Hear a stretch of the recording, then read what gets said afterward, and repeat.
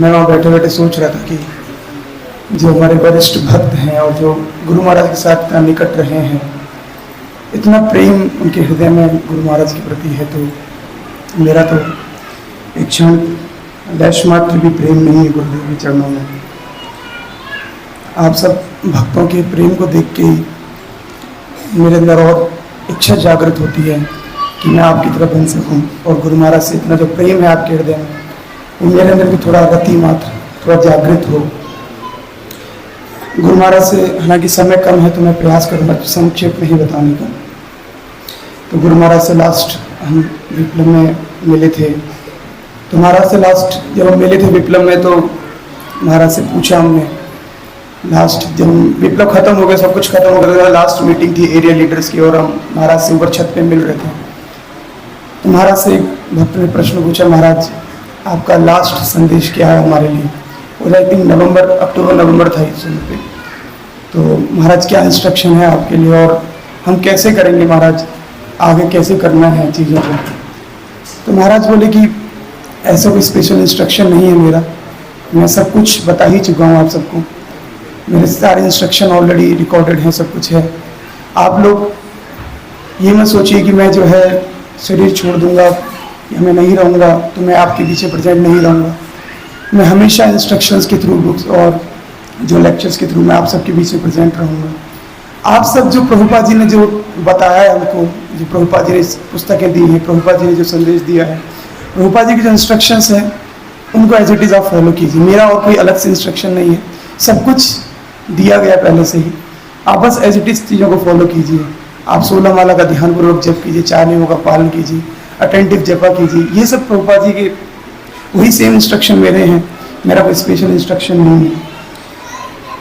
तो प्रभुपाद जी, जैसे कि हम जानते हैं, पहला प्रभुपाद जी का जो सेवा किया गुरु महाराज ने, वो रूम क्लीनिंग का सेवा किया।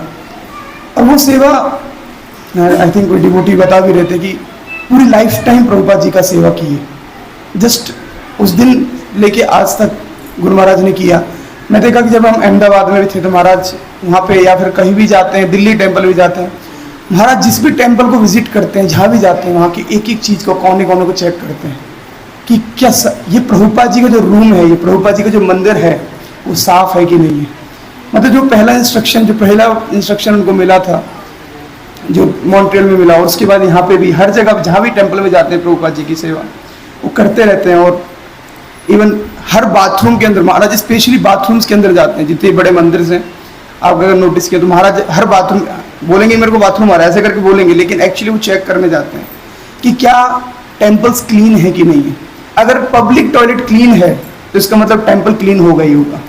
तो स्पेशली जाके टॉयलेट्स, जो पब्लिक टॉयलेट्स होते हैं टेम्पल के अंदर, उनको जाके चेक करते हैं कि वो क्लीन है कि नहीं है। और अपने हृदय में ऐसे आदेश जो प्रभुपाद जी के हैं उनको हमेशा धारण करके रखते हैं। प्रभुपाद जी को जब भी व्यास पूजा ऑफरिंग लिखते हैं प्रभुपाद जी को, तो गुरु महाराज के आपने पढ़ा होगा है ना, हमेशा पढ़ते हैं, तो उसमें प्रभुपाद जी को रिजल्ट प्रोड्यूस जो है सारा वो देते हैं कि देखो गुरु प्रभुपाद जी आपने मुझे कोई इंस्ट्रक्शन दिया और मैंने अभी इतना प्रोग्रेस किया है इस पर, प्रभुपाद मैंने ये किया है और उस पर सारा जो डेटा बेसिस है सारा का सारा प्रेजेंट करते हैं। व्यास पूजा ऑफरिंग हमने यहाँ पे ये ओपन किया, ये हुआ।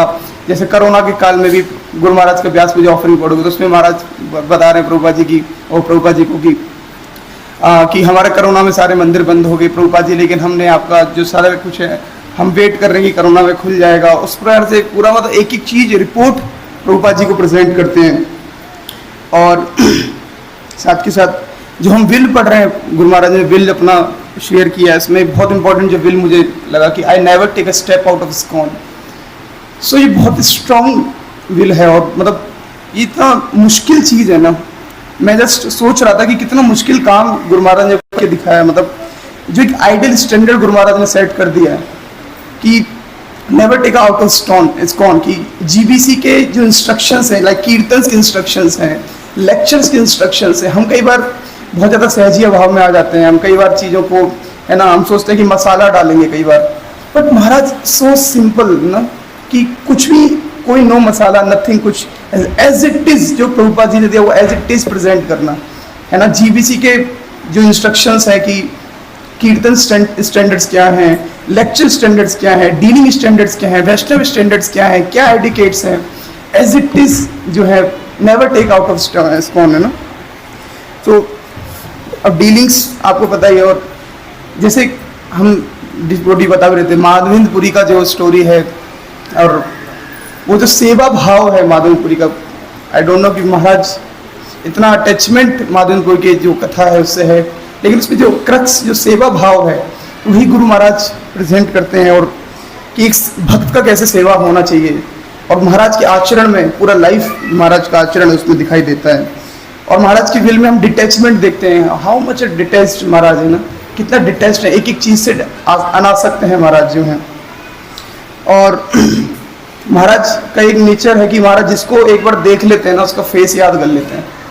महाराज से अगर कोई जो व्यक्ति मिल लिया, महाराज से आप 10 साल बाद भी जाके मिलो, आपने एक बार मिले और उसका 10 साल बाद जाके मिल लो, महाराज बोलेंगे आपको मैंने वहाँ देखा था।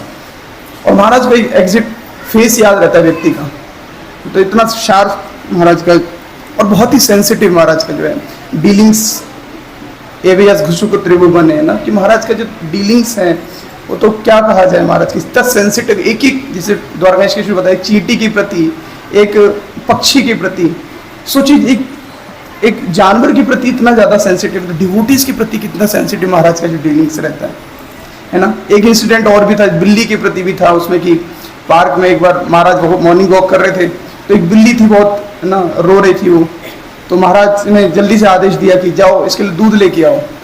तो एक भक्त गया जल्दी से और ना दूध लेके आया, वाइट सा था वो लेके आया जल्दी से, और महाराज ने उसको जल्दी से खोला थैली को, और ना कटोरा जल्दी से इंतजाम करके बिल्ली के सामने रखा, लेकिन बिल्ली दूध वो पी नहीं रही है।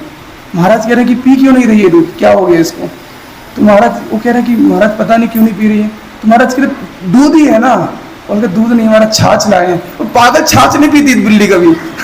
तो महाराज तो कह रहे हैं कि बिल्ली क्या पीती क्या नहीं पीती, और इतना कह रहे हैं कि बिल्ली को भी केयर करना है ना प्रॉपरली।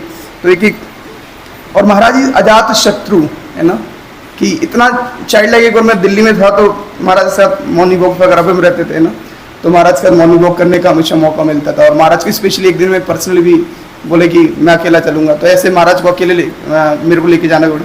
तो एक बच्चा, एक डिवोटी की गृहस्था डिवोटी थे, उनके साथ एक बच्चा था, तो Maharaj is like child like, एक बहुत ही बच्चे जैसा नेचर भी है ना। He leading ISKCON, he is managing all the things but big things, but side by side very child like nature, कि छोटा सा बच्चा है। आप देखोगे महाराज के ना सबसे बेस्ट फ्रेंड एक्चुअली बच्चे छोटे छोटे हैं ना, छोटे बच्चों के साथ महाराज को बहुत अच्छा है ना। महाराज हर एक की फ्रेंड है, हर एक के तुरंत मित्र बन जाते हैं, और महाराज वो बच्चे से भी बहुत बच्चे की तरह बात कर रहे हैं, और सब खाया आपने ऐसे करके ना, बहुत प्रेम से महाराज एक एक डीलिंग सी बिग पर्सनैलिटीज, और छोटे से बच्चे के साथ भी कैसे महाराज डील करें। दैट्स कॉल्ड सेंसिटिवनेस, कि जितना जितना गुरु के अंदर। महाराज को एक नाम मैं पढ़ भी रहा था कि महाराज को एक नाम दिया जाता है, that is called trouble shooter of ISKCON, कि महाराज जितने भी ट्रबल्स आते हैं ISKCON में, दैट इज ट्रबल शूटर, कि सारी ट्रबल शूटिंग जो महाराज करते हैं एक्चुअली में। और इसके अलावा शेड्यूल को आप सबको पता है, मैं बहुत सारे पॉइंट्स ऐसे लिखा, मैं जल्दी स्किप कर रहा हूँ।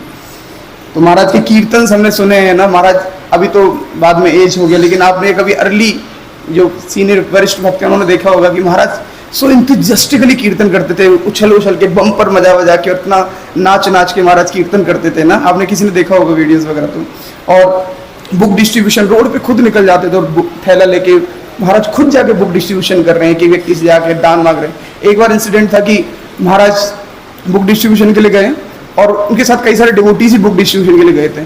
तो बुक डिस्ट्रीब्यूशन करते करते बहुत देर हो गई, लगभग 10 बजे के निकले थे, और महाराज आए, बीच में आए थे, और देखे कि डिवोटीज इतने समय से बुक डिस्ट्रीब्यूशन कर रहे हैं, भूख लगी होगी।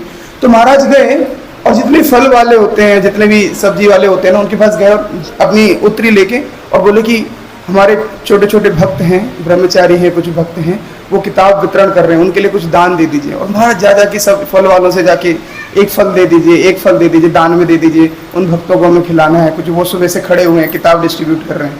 महाराज खुद जा जाके एक एक न जो है सब्जी वालों से, फल वालों से जा जाके महाराज न भिक्षाटन कर रहे हैं।